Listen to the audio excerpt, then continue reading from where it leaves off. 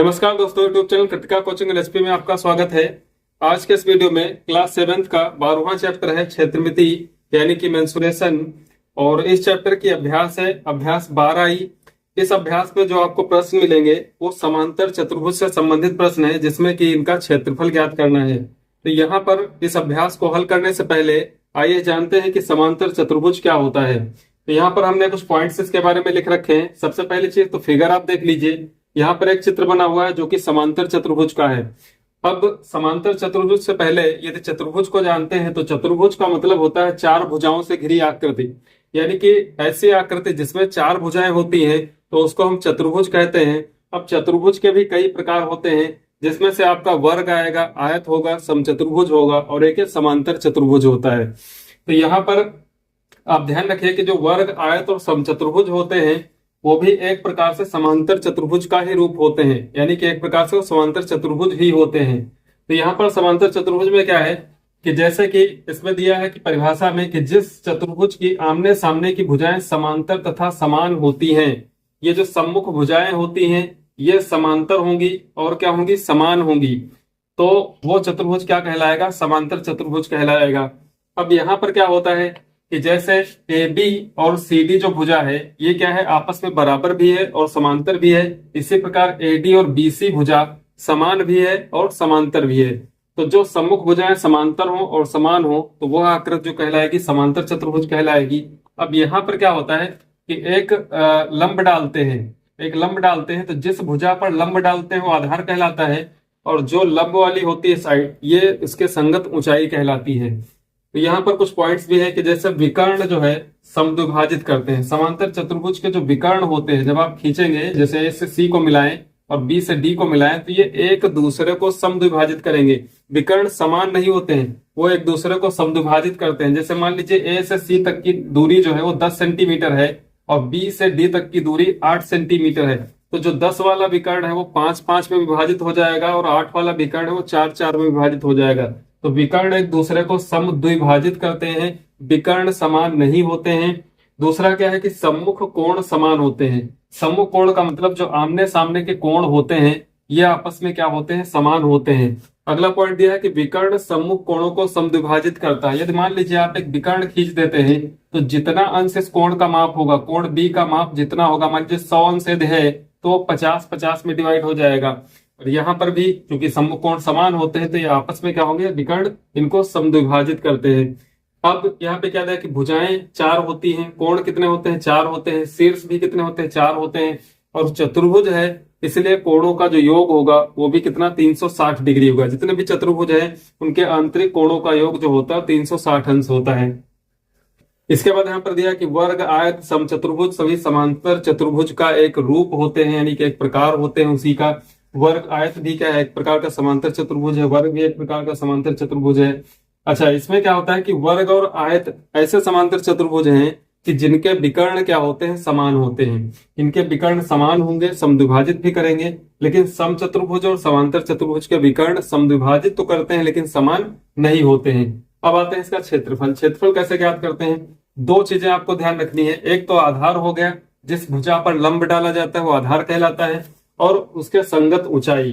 तो जो समांतर चतुर्भुज का क्षेत्रफल होगा एरिया बराबर बेस इंटू हाइट, यानी कि क्षेत्रफल बराबर आधार गुणे ऊंचाई। अब यही फार्मूला आपको आधार गुणे ऊंचाई याद रखना है। और अभ्यास 12 में जो प्रश्न दिए हैं इनको सॉल्व करना है। तो अभ्यास का जो पहला प्रश्न है यहाँ पर लिखा हुआ कि निम्नांकित सारणी में दिए गए मापों से प्रत्येक समांतर चतुर्भुजाकार क्षेत्र का क्षेत्रफल ज्ञात कीजिए। फिर नीचे एक सारणी बनी हुई है, इस सारणी में आपको आधार और ऊंचाई क्रमांक 1 से क्रमांक 6 तक दिए हुए हैं, जिनमें आधार भी है और ऊंचाई भी दी हुई है। तो आपको इनका क्षेत्रफल ज्ञात करना है। तो क्षेत्रफल ज्ञात करने के लिए जो समांतर चतुर्भुज का फार्मूला है वो क्या होता है, आधार गुणे ऊंचाई। तो यहाँ पर हम उसी फार्मूले का यूज करके और इनका क्षेत्रफल ज्ञात करेंगे। तो जो पहला पॉइंट है इसका यदि आप क्षेत्रफल ज्ञात करते हैं तो पहले पॉइंट के लिए क्षेत्रफल का सूत्र, आधार दिया हुआ है 8 सेंटीमीटर और ऊंचाई दी हुई है 3 सेंटीमीटर।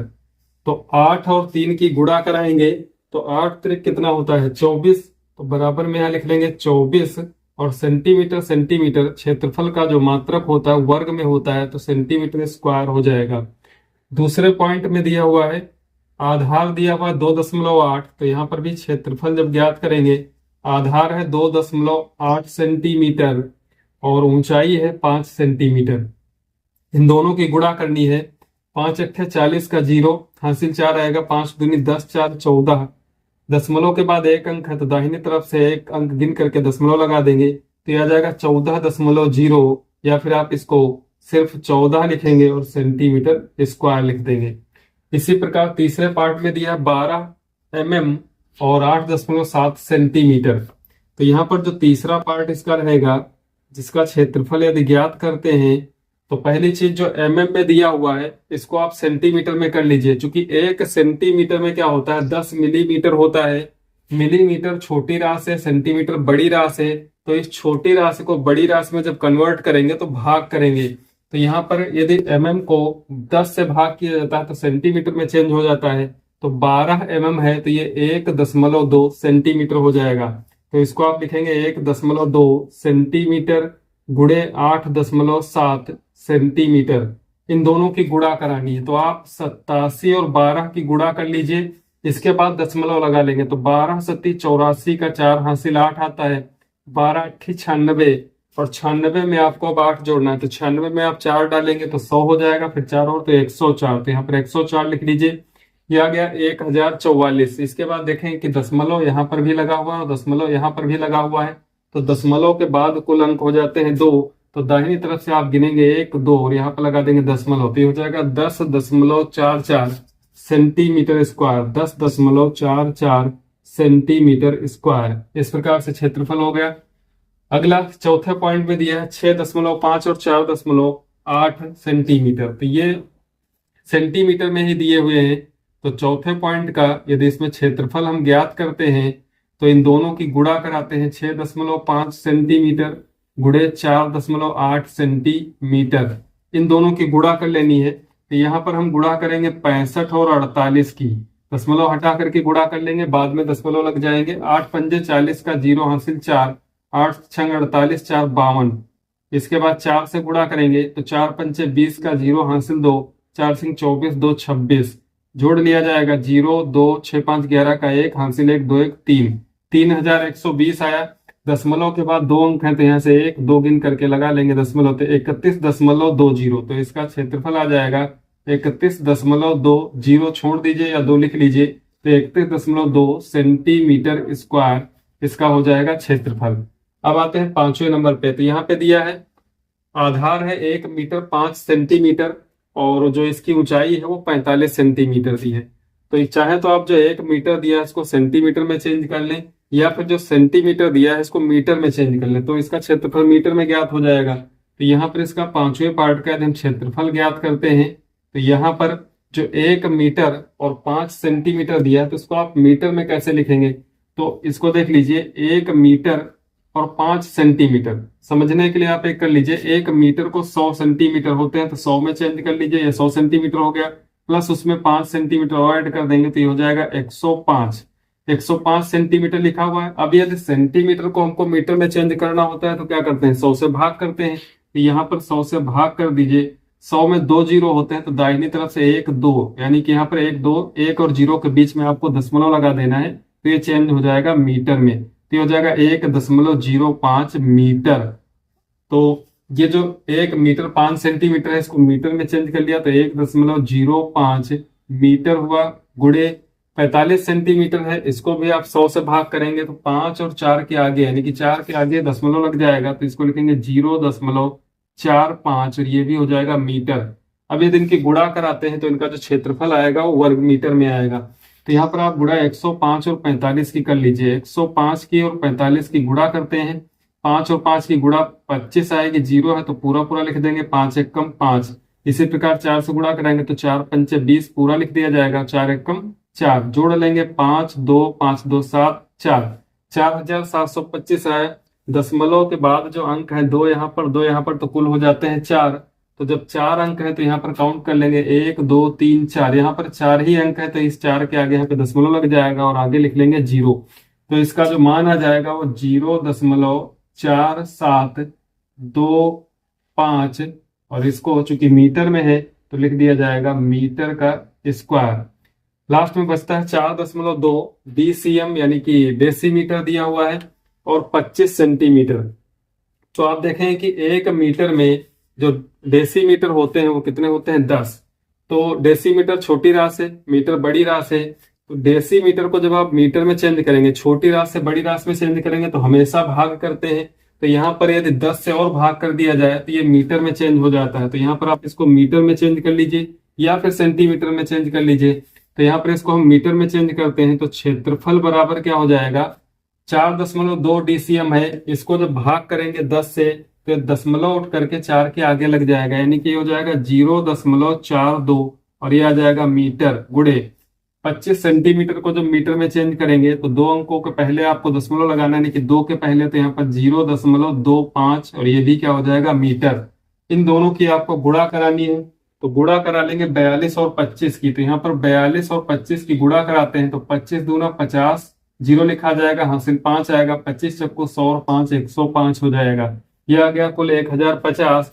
जबकि दशमलव के बाद 2 और 2 4 अंक है तो यहाँ पर 1 2 3 4, यहाँ पे दशमलव लगा करके 0 लगा देंगे क्योंकि यहाँ पर दोनों जगह दशमलव लगा हुआ है।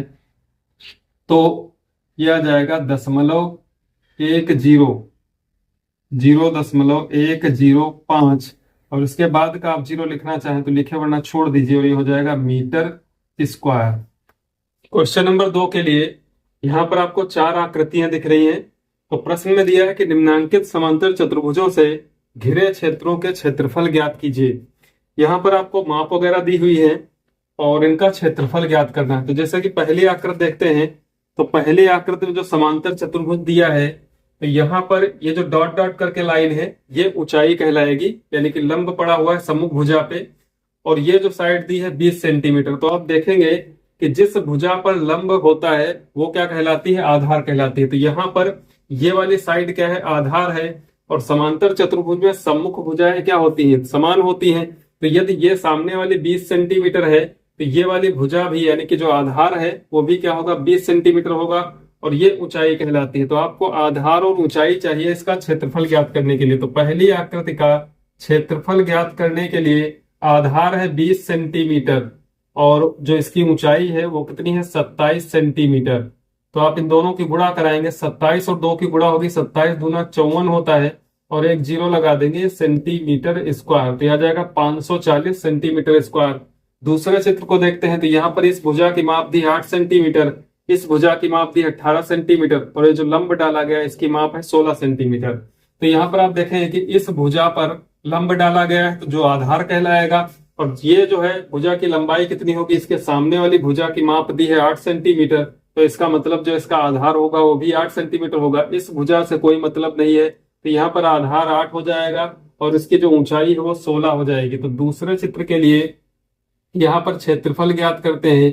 तो आधार आपको लिखना है 8 सेंटीमीटर और ऊंचाई इसकी 16 सेंटीमीटर दी हुई है। 16 अट्ठी 128 सेंटीमीटर स्क्वायर दूसरे आकृति का इसका क्षेत्रफल होगा। इसी प्रकार तीसरी आकृति में आते हैं तो यहाँ पर आप देखते हैं, यहाँ पर आपको ऊंचाई जो दी है लंब की तो वो 18 सेंटीमीटर दी हुई है। इसके बाद दो भुजाएं दी है तो ये 20 सेंटीमीटर और ये क्या है 8 सेंटीमीटर है। तो यहाँ पर आप देखें कि लंब जो डाला गया है इस भुजा पे डाला गया है। तो इस भुजा, ये जो भुजा है सामने वाली भुजा कितनी 8 है तो उतनी इसकी माप होगी 8 सेंटीमीटर। तो यहाँ पर भी जब इसका क्षेत्रफल ज्ञात करेंगे तो आधार आपको दिया गया है 8 सेंटीमीटर और जो ऊंचाई है वो 18 सेंटीमीटर है। तो 18 अट्ठे होता है 144 सेंटीमीटर स्क्वायर इसका क्षेत्रफल हो जाएगा। अब आते हैं चौथी आकृति में। तो यहाँ पर आप देखेंगे ये वाली भुजा दी है 13 सेंटीमीटर और यहाँ पर जो आपको लंब डाला गया है वो 24 सेंटीमीटर लंब, यानी ऊंचाई अलग से दी 24 सेंटीमीटर। आपको आधार पहचानना है। तो ये वाली भुजा 13 सेंटीमीटर है। आप देखेंगे इस भुजा को आगे बढ़ा करके इस पर लंब डाला गया है, यानी कि आधार जो होगा ये भुजा होगी। तो ये भुजा की जो माप होगी इसके सामने वाली भुजा 13 सेंटीमीटर है तो ये भुजा भी क्या होगी 13 सेंटीमीटर होगी। तो चौथी आकृति के लिए आपको क्षेत्रफल इसका ज्ञात करना है। तो आधार दिया हुआ है 13 सेंटीमीटर और उसकी ऊंचाई दी है 24 सेंटीमीटर। इन दोनों की गुणा करा देंगे, 13 चक्कू 52 का 2 हासिल 5, 13 दूनी 26, 5 31 यानी कि 312 सेंटीमीटर स्क्वायर इस चौथी आकृति का क्षेत्रफल होगा। यहाँ पर प्रश्न दिया है कि उस समांतर चतुर्भुज की ऊंचाई ज्ञात कीजिए जिससे घिरे क्षेत्र का क्षेत्रफल 2.25 मीटर स्क्वायर और आधार 25 डेसीमीटर है। यानी कि आपको क्षेत्रफल दिया हुआ है, आधार दिया हुआ है, ऊंचाई ज्ञात करनी है। क्योंकि समांतर चतुर्भुज का जो क्षेत्रफल होता है उसका सूत्र होता है आधार यानी कि बेस इंटू ऊंचाई यानी कि हाइट। तो बेस इंटू हाइट, तीन चीजें हैं, क्षेत्रफल, आधार और ऊंचाई। जिसमें से आपको दो चीजें दी हुई है, एक तो क्षेत्रफल दिया हुआ है, दूसरा आधार दिया हुआ है, ऊंचाई ज्ञात करनी है। तो यदि आप फार्मूला यहाँ से बनाते हैं तो जो क्षेत्रफल है उसको फिर आधार से आपको क्या करना होगा, बेस से डिवाइड कर देंगे तो निकल के आ जाएगी हाइट यानी कि ऊंचाई। जितना क्षेत्रफल दिया हुआ है उसको आधार से भाग करना है, ऊंचाई ज्ञात हो जाएगी। लेकिन उससे पहले क्या है कि आप देखें कि जो क्षेत्रफल है वो वर्ग मीटर में है और जो आधार दिया हुआ है डेसीमीटर में है। तो इन दोनों की जो राशियां हैं वो समान होनी चाहिए। तो यहाँ पर जो आधार दिया है 25 डेसीमीटर, इसको चेंज कर लेंगे मीटर में। तो क्षेत्रफल बराबर 2.25 मीटर स्क्वायर एक बार लिख लेंगे। और जो आधार है यानी कि बेस वो कितना दिया हुआ है 25 डेसीमीटर, इसको आप 10 से भाग करेंगे। चूंकि एक मीटर में 10 डेसीमीटर होते हैं, छोटी राशि से बड़ी राशि में चेंज करने के लिए हमेशा भाग करते हैं। तो 25 डेसीमीटर को 10 से जब भाग कराएंगे तो इसको लिखेंगे 25/10 और ये चेंज हो जाएगा मीटर में। जब 10 से भाग करते हैं तो दशमलव, 2 और 5 के बीच में दशमलव लग जाएगा यानी कि 2.5 मीटर हो जाएगा। इसके बाद दोनों राशियां, दोनों आप देखेंगे कि आधार और क्षेत्रफल एक ही राशि में है। तब आप ज्ञात कर लेंगे ऊंचाई। ऊंचाई का सूत्र यानी कि जो हाइट है, ऊंचाई क्या होती है, जो क्षेत्रफल दिया हुआ है 2.25 मीटर स्क्वायर, इसको भाग करा देंगे आधार से जो कि 2.5 मीटर है। अब आप देखेंगे कि यहाँ पर दशमलव के बाद 2 अंक है, यहाँ पर दशमलव के बाद 2 अंक है। तो पहले आप दशमलव के बाद अंक बराबर करेंगे तो यहाँ पर एक 0 बढ़ा लेंगे अपनी तरफ से। दशमलव के अंक बराबर होने पर ये दशमलव दोनों से हट जाएंगे तो ऊपर बचेगा अंश में 225 लिखेंगे इसको और हर में हो जाएगा 250। अब इसको आपको भाग करना है। तो भाग करने के लिए क्या है कि जो 225 है, 25 के पहाड़े में 9 बार में आता है तो 25 नवैया हो जाएगा और 25 दशांश होता है। तो 25 नवैया 225, 25 दशांश ये हो जाएगा 250 यानी कि 9/10 मीटर आ जाएगा। अब यदि 9 को 10 से भाग कर देते हैं तो 9/10 मीटर बराबर 0.9, 10 से जब भाग करेंगे तो ये मीटर आ जाएगा। अब यदि आप इसको डेसीमीटर में चेंज करना चाहते हैं तो 10 से गुणा कर देंगे तो बराबर में और आ जाएगा। 10 से जब गुणा करेंगे तो दशमलव हट जाएगा तो आ जाएगा 9 डेसीमीटर। और यदि सेंटीमीटर में चेंज करना चाहते हैं तो एक बार 10 से और गुणा करा देंगे। चूंकि एक डेसीमीटर में 10 सेंटीमीटर होते हैं तो 10 से गुणा कराएंगे तो आ जाएगा 90 सेंटीमीटर। या यहाँ से डायरेक्ट आप 0.9 मीटर दिया हुआ है, इसको 100 से गुणा कराएंगे तो सेंटीमीटर में आ जाएगा। तो 90 सेंटीमीटर या फिर 9 डेसीमीटर या 0.9 मीटर। एक खेत समांतर चतुर्भुज के आकार का है। इसका आधार 15 डेकामीटर और ऊंचाई 8 डेकामीटर है। ₹5 प्रति वर्ग मीटर की दर से सिंचाई कराने का खर्च ज्ञात कीजिए। तो यहाँ पर आप देखेंगे कि समांतर चतुर्भुज के आकार की एक आकृति है यानी कि खेत है यहाँ पर प्रश्न के अनुसार, जिसमें आधार दिया हुआ 15 डेकामीटर और उसकी जो ऊंचाई है वो 8 डेकामीटर। इसका क्षेत्रफल ज्ञात करना है और क्षेत्रफल ज्ञात करके इसमें 5 रुपए प्रति वर्ग मीटर के हिसाब से सिंचाई ज्ञात करनी। तो चूंकि जो सिंचाई ज्ञात करनी है वो वर्ग मीटर में ज्ञात करनी है तो आप जो इसमें राशियां दी हुई है जैसे 15 डेकामीटर, 8 डेकामीटर, तो इसको भी आप मीटर में चेंज करके क्षेत्रफल वर्ग मीटर में ज्ञात कर लें। तो यहाँ पर आपको आधार दिया हुआ है, आधार बराबर कितना है 15 डेकामीटर, 15 डेकामीटर। चूंकि एक डेकामीटर में 10 मीटर होते हैं तो इसलिए मीटर में जब चेंज करेंगे तो इसको 10 से गुणा कराएंगे तो आ जाएगा 150 मीटर। इसी प्रकार जो ऊंचाई दी हुई है, ऊंचाई, तो ऊंचाई भी दी हुई है 8 डेकामीटर, इसको भी 10 से गुणा करा लेंगे तो ये हो जाएगा 80 मीटर। अब आपका आधार और ऊंचाई दोनों मीटर में चेंज हो गए तो आप क्षेत्रफल ज्ञात करेंगे। तो क्षेत्रफल जो होता है वो आधार गुणे ऊंचाई, इसका सूत्र होता है आधार 150 मीटर, ऊंचाई 80 मीटर, दोनों की गुणा कर दी जाएगी। तो जब दोनों की गुणा आप करेंगे तो पहले तो 2 जीरो लिख लीजिए यहाँ से 150 से का एक जीरो और 80 का एक जीरो, तो 2 जीरो लिख लेंगे। फिर बचता है 15 और 8, 15 8 होता है 120। तो ये आ जाएगा 12,000 वर्ग मीटर उसका क्षेत्रफल। इसके बाद सिंचाई की दर कितनी है, 5 रुपए प्रति वर्ग मीटर के हिसाब से। तो जो खर्च ज्ञात करना है सिंचाई का, इसको 5 से और गुणा करा देंगे, तो 12,000 गुणे 5, तो ये चेंज हो जाएगा रुपयों में। तो रुपए कितने आ जाएंगे, यहां से आपको 3 जीरो पहले लिख लेने हैं। इसके बाद 12 बचता है और 5, तो 12 पंचे लिख देना है 60। तो ये 12,000 गुणे 5 यानी कि 12 पंचे 60,000 रुपए उसमें सिंचाई का खर्च आएगा।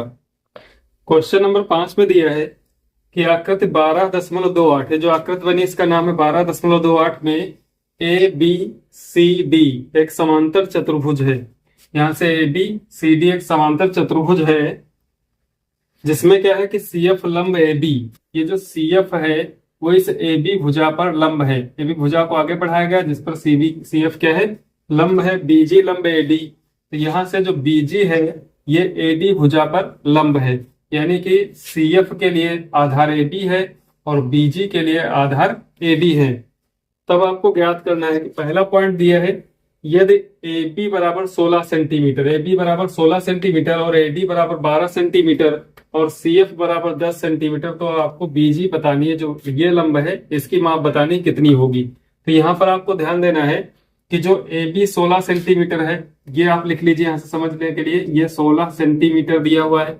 ए डी 12 सेंटीमीटर, ये वाली भुजा जो है वो 12 सेंटीमीटर है और सी एफ बराबर 10 सेंटीमीटर, ये 10 सेंटीमीटर है। तो यदि आप समांतर चतुर्भुज ए बी सी डी का क्षेत्रफल ज्ञात करना चाहते हैं, तो उसके लिए आपको आधार और ऊंचाई चाहिए, जिसमें से ए बी और सी एफ से काम चल जाएगा। तो यहाँ पर ए बी और सी एफ ये आधार हो गया, ये हो गई ऊंचाई। कब, जब आधार ए बी होगा। लेकिन दूसरी तरफ आपको क्या दिया हुआ, ए डी भी 12 सेंटीमीटर दी है, तो ये जो लंब डाला गया है बीजी, वो आधार ए डी को मान करके, तो यहाँ पर आधार यदि ए डी माना जाता है तो ए डी गुणे बीजी भी इस ए बी सी डी समांतर चतुर्भुज का क्षेत्रफल ज्ञात किया जा सकता है। यानी कि आधार ए डी हो, लंब या ऊंचाई बीजी हो, तो जो क्षेत्रफल आएगा इस समांतर चतुर्भुज ए बी सी डी का, वही क्षेत्रफल होना चाहिए आधार ए बी पर जो ऊंचाई सी एफ है। तो ऐसी कंडीशन में दोनों की जो गुणा होगी आपस में क्या होगी, बराबर होगी। ए बी गुणे सी एफ बराबर होगा ए डी गुणे बीजी। तो इसी तरीके से आप इसमें जो है बीजी का माप ज्ञात कर सकते हैं। तो जो आंसर नंबर 1 के लिए होगा, तो वहां पर आप लिखेंगे कि ए बी ये आधार हो गया, गुणे इसकी ऊंचाई सी एफ बराबर होना चाहिए आधार ए डी। यहाँ पर आधार ए डी को लिया जाएगा, तो लंब किसको लिया जाएगा, बीजी को, तो लंब हो जाएगा बीजी। यहाँ पर ए बी का मान दिया हुआ है आपको 16 सेंटीमीटर, सी एफ का मान दिया हुआ है 10 सेंटीमीटर, ए डी 12 सेंटीमीटर और बीजी ज्ञात करनी है। तो यहाँ पर गुणे में बीजी 16 गुणे 10 और बराबर में इधर 12 गुणे बीजी, 12 से भाग करा देंगे तो 16 गुणे 10 बटे में आ जाएगा 12 और ये रह जाएगा सेंटीमीटर बराबर कितना, बीजी के। 4 से भाग कर देंगे, 4 तिया 12, 4 चक्कू 16, 10 चौक 40 बटा 3, तो बीजी बराबर आ जाएगा 40 बटा 3 सेंटीमीटर। या फिर आपको मिश्रित भिन्न में इसको लिखना है, तो 13 तिया 39 होता है, लेकिन 13 सही 1 बटा 3 सेंटीमीटर। तो इस प्रकार से जो बीजी आप ज्ञात कर सकते हैं। अब दूसरा जो पार्ट इसका दिया है, उसके लिए जो एडी भुजा दी है वो कितनी दी है, 10 सेंटीमीटर। अब यहाँ पर एडी 10 सेंटीमीटर दी है, सी एफ 8 दिया हुआ है। यहाँ पर सी एफ जो है वो कितना दिया हुआ, 8, एडी हो जाएगी पूरी ये 10। इसके बाद बीजी दिया हुआ है 12, बीजी 12 दिया है, तो आपको एडी ज्ञात करनी है। तो यहाँ पर भी वही फार्मूला लगेगा, आधार एडी के लिए ऊंचाई सी एफ है, आधार एडी के लिए ऊंचाई क्या है, बीजी है। तो आधार गुणे ऊंचाई, आधार गुणे ऊंचाई आपस में बराबर रखेंगे। तो यहाँ पर इसके सेकंड पार्ट के लिए भी यही फार्मूला काम करेगा, ए बी गुणे सी एफ, ए बी गुणे सी एफ बराबर ए डी गुणे बीजी। यहाँ पर आप मान रख देंगे सबके जो दूसरे पार्ट में दिए हुए हैं। यहाँ से ए बी आपको ज्ञात करना है, इसलिए ए बी ऐसे लिख लेंगे, सी एफ का मान 8 दिया हुआ है बराबर ए डी का मान 10 दिया हुआ है, 10 सेंटीमीटर लिख लेंगे। इसके बाद बीजी का मान दिया हुआ 12 सेंटीमीटर। तो यहाँ पर ए बी ज्ञात करने के लिए ये जो 8 सेंटीमीटर है ये भाग करेगा जा करके, तो 10 गुणे 12 बटा 8 और ये हो जाएगा सेंटीमीटर। 4 से भाग कर देंगे, 4 दूना 8, 4 तिया 12, 2 एकम 2, 2 पंचे 10, तो 5 और 3 की गुणा होगी तो 15 सेंटीमीटर आ जाएगा ए बी की माप। यदि ए डी 10 है, सी एफ 8 है, बी जी 12 होगी तो ए बी की माप होगी 15 सेंटीमीटर।